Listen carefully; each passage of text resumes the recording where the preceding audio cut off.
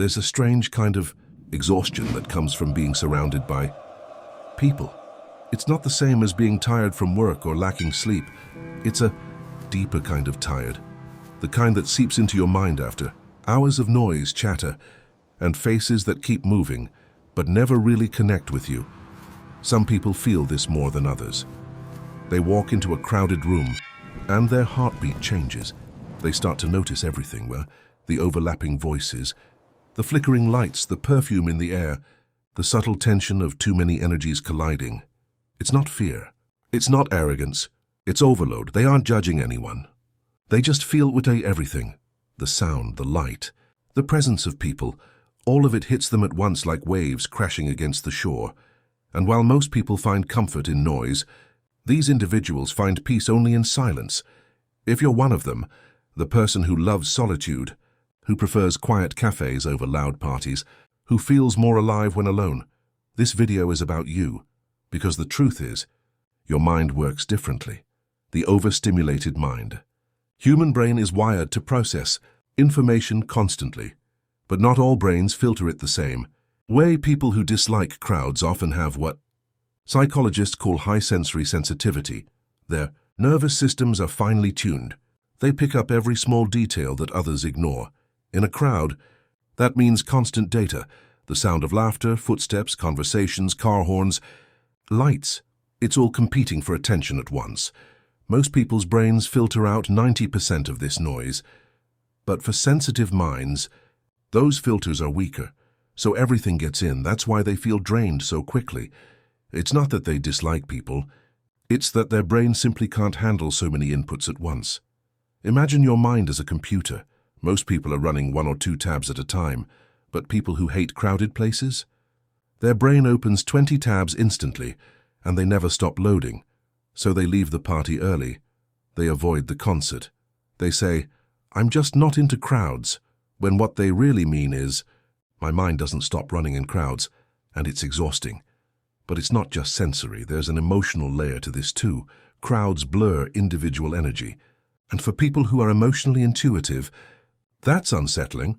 They can't read the room because the room is too full of energy, too many faces, too many emotions blending together. These are the same people who can feel when someone's upset, even without words. They pick up moods, tone, micro-expressions, all the little details that others miss.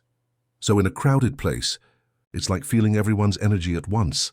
That's why they crave space. Solitude for them is not loneliness. It's emotional recovery. It's where they come back to themselves after absorbing the world.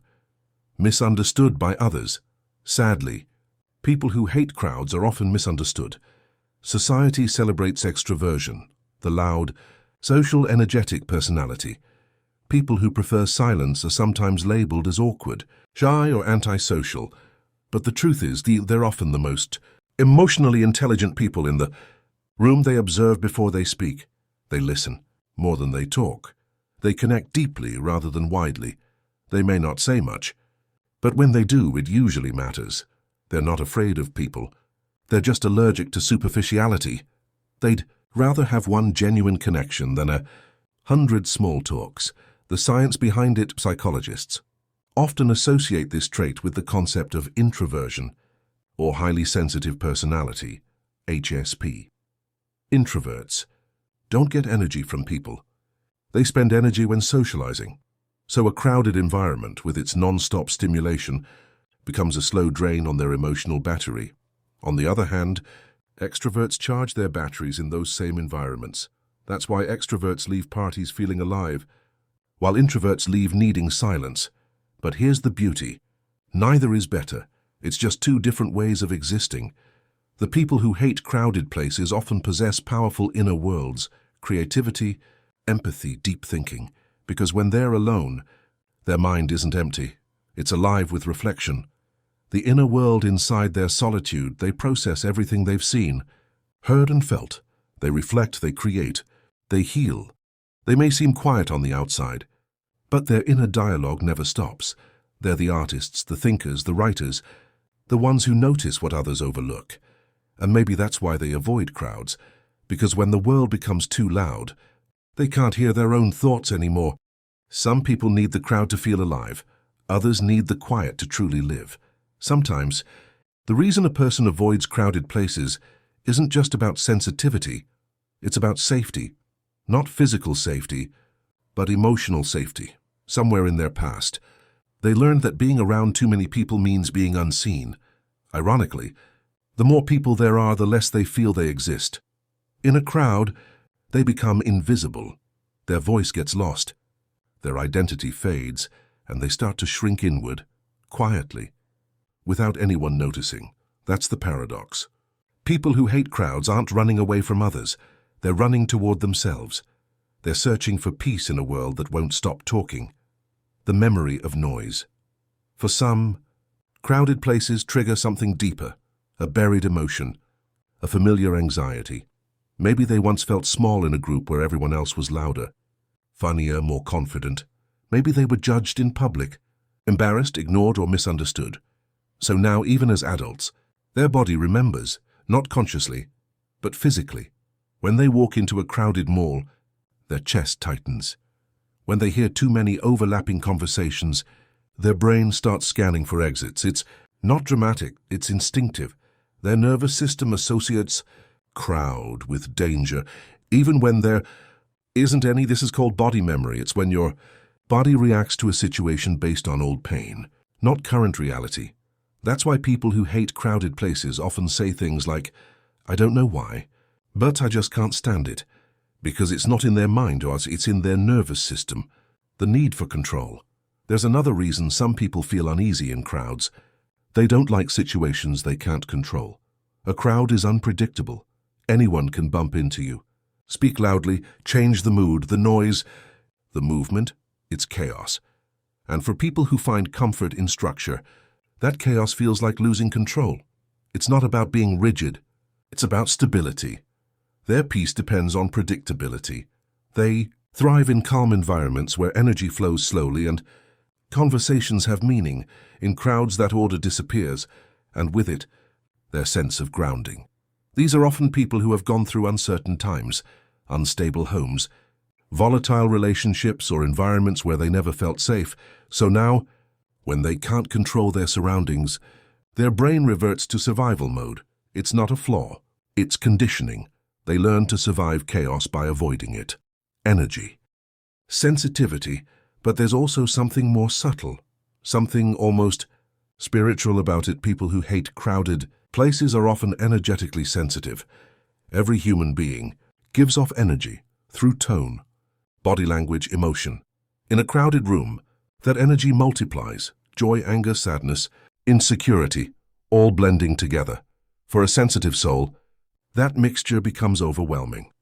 They can feel when someone in the room is upset. Even if no one says a word, they can sense tension in the air, even if everyone is smiling. It's not supernatural. It's empathy turned up to its highest frequency. That's why solitude feels like oxygen to them.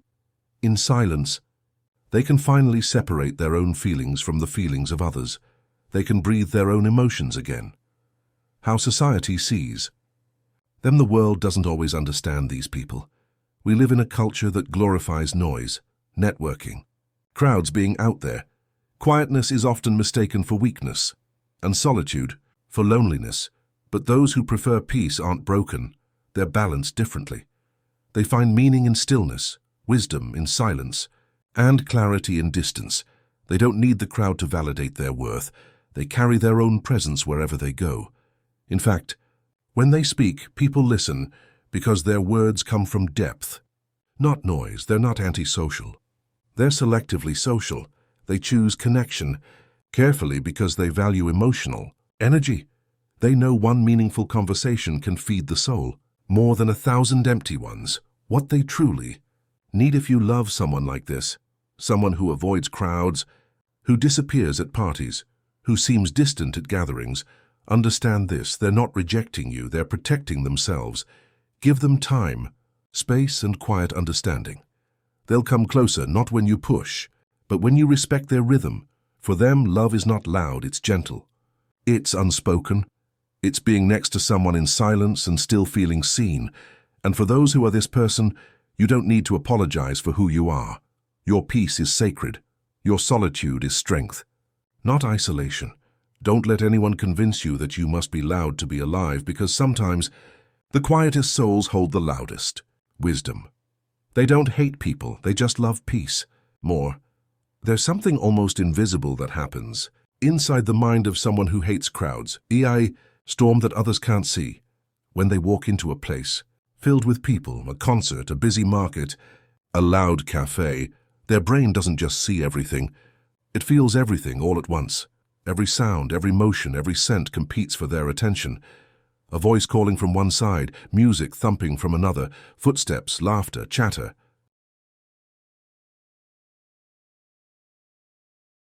The first step, admitting the weight for someone who's been strong their whole life, saying I need help feels unnatural, almost humiliating. It feels like tearing down the identity they've spent years building, because their entire self-worth is tied to being capable. But healing starts with admitting one simple truth. You can be capable and still need care. Sometimes that admission doesn't come in words, it comes in exhaustion. In the moment they stop pretending everything's fine. In the tears they didn't plan to shed. In the way their voice shakes when they finally say, I'm tired. That's the first door opening, quietly, hesitantly, but it opens. Relearning trust isn't rebuilt in one conversation. It's rebuilt slowly, like learning to walk again. For people who've been disappointed, the idea of relying on someone feels like walking barefoot on glass. They test it first. They reveal small things, minor frustrations, harmless stories, to see if the person listens without judgment. And when they do, something shifts inside. A tiny piece of fear melts away. This is how healing looks for them, cautious honesty. They don't pour their heart out at once. They open it inch by inch. They may still pull back sometimes, still apologize for being too much, but every time someone stays and listens, understands, doesn't try to fix them, they begin to believe again. Because for these people, love is proven not by words, but by presence. They don't need grand gestures. They just need someone who says, it's okay. You don't have to be strong right now. The power of being seen. When they finally start to let others in, something beautiful happens. They realize they were never as alone as they thought. The world begins to look softer. The silence that once felt like safety now feels like healing. Being seen, truly seen, is one of the most powerful forms of love. It tells them that they don't have to earn care, that their pain doesn't make them unlovable, that asking for help doesn't make them weak. It makes them human. In therapy sessions, in honest friendships, in quiet prayers, they begin to rediscover the forgotten language of vulnerability, and they realize that it's okay to fall apart, because falling apart isn't the end of strength. It's where strength begins to rebuild itself, the shift inside over time. They notice subtle changes. They start expressing instead of suppressing. They begin to say things like, I'm struggling today, without shame. They find comfort in silence again, but this time, it's a healing silence, not a lonely one. They stop performing perfection and start practicing peace, and one day, they surprise themselves by reaching out first, by calling a friend just to talk, by crying without apologizing, by saying, I need you, and meaning it. It doesn't mean they stop being independent. It means they've found balance, the ability to be self-reliant and open-hearted at the same time. That's real maturity, not building higher walls, but stronger bridges. A message for the ones who still can't speak. If you're someone who never asks for help, listen. You don't have to be the strong one all the time. You don't have to carry everything alone. There are people who will understand your silence, who will wait for your words, who will love you even when you have none left. You deserve the same care you give so freely to others. You deserve softness, rest, understanding, but without guilt. And if you've been let down before, remember, not everyone will hurt you the same way. Some people are capable of holding your pain without dropping it, but they can only help you if you let them in, not all at once. Just a little at a time. In a world that glorifies strength, vulnerability feels like rebellion. But the truth is, asking for help is one of the bravest acts a person can do. It's standing in your truth without fear. It's saying, I'm human, and maybe, just maybe, that's enough. Because sometimes the strongest souls aren't the ones who never Break, they're the ones who finally decide to heal. There's a quiet kind of pain that doesn't scream, it doesn't shatter windows or demand attention. It just stays inside. The kind of pain that smiles politely when asked, "How are you?" and answers, "I'm fine," even when everything inside is falling apart. For people who never ask for help, this is their daily act, a performance they didn't audition for, but learned to perfect, because in their world, suffering quietly feels more noble than showing weakness. But what they never realize is, silence doesn't protect you forever. It builds walls, yes, but those walls don't keep pain out. They keep healing out. The hidden cost of silence: when you keep everything inside for too long, it changes you. You start becoming distant, even from yourself. You forget what your real voice sounds like, the one that used to laugh freely, cry openly, dream loudly. You become the listener in every conversation, never the speaker. You become the helper in every crisis, never the one being helped. And while everyone sees your strength, no one sees your exhaustion. This is the hidden cost of silence. People think you're fine, so they stop checking in. They assume you're strong, so they stop offering help. And slowly, you start believing it too, that you shouldn't need anyone, that you're only lovable when you're okay. But that's a lie, a beautifully disguised lie we tell ourselves, because the truth, that we're fragile, human, can sometimes desperate for care, feels too raw to admit. Healing is not loud. When healing finally begins, it doesn't come as fireworks or miracles. It's quieter than that. It's the first night you sleep without feeling like you failed. It's the first deep breath that doesn't hurt. It's allowing yourself to say no without guilt. It's crying in front of someone and realizing the world didn't end. Healing for those who never ask for help looks like small revolutions, invisible to the world, but monumental inside. It's rewriting a story where strength isn't silence, but softness, where asking for help isn't shame, but courage, where saying "I'm not okay" becomes the most powerful sentence you've ever spoken.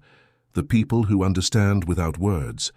There are rare souls in this world, quiet, patient, intuitive, who can read the silence of others. They see the forced smiles, the tired eyes, the almost whispered, "I'm fine." They don't push. They don't pry, they just stay. If you've ever met someone like that, you know how healing their presence can be, because they don't need explanations. They understand energy, they don't need words. They feel the truth in the pauses. And sometimes, healing begins not with talking, but with simply being seen. To the one who never asks for help, maybe you don't need someone to fix you. Maybe you just need someone to sit beside you and say, "I'm here." Take your time. That's love in its purest form, and when you finally feel it, not the loud, dramatic kind, but the steady, gentle kind, as something shifts inside you forever. The new kind of strength eventually. These people, the ones who once hid their pains, begin to redefine what strength means. Strength isn't smiling through everything, it's admitting you're not okay and still choosing to keep going. It's allowing yourself to need, to feel, to depend without shame. They stop being silent warriors and start being real humans. They stop pretending they're invincible and start embracing their humanity. They realize that no one was ever meant to carry the entire weight of their world alone, because the truth is, healing is not independence. Healing is connection. It's a learning that we are not weak because we fall. We are strong because we get back up. Sometimes with help, sometimes with hands other than our own. The closing reflection: if you're still the person who holds it all in, this is for you. You don't have to fight every battle alone. You don't have to keep pretending you're fine just to make others comfortable. You don't have to wear strength like armor when what you really need is warmth. Asking for help doesn't make you a burden. It makes you brave. Because it takes courage to say, "I can't do this alone anymore." And one day, when you finally let someone in, and even just a little, you'll realize that the world doesn't crumble when you stop being strong. It actually becomes lighter, warmer, softer. Because the truth is, we heal in connection, we grow in vulnerability, and sometimes the strongest thing you can ever do is whisper the words, "Can you help me?" You don't have to be unbreakable to be strong. You don't have to be silent to be respected. You don't have to be alone to be enough. Because real strength isn't in never needing help. It's in having the courage to reach out when you finally do.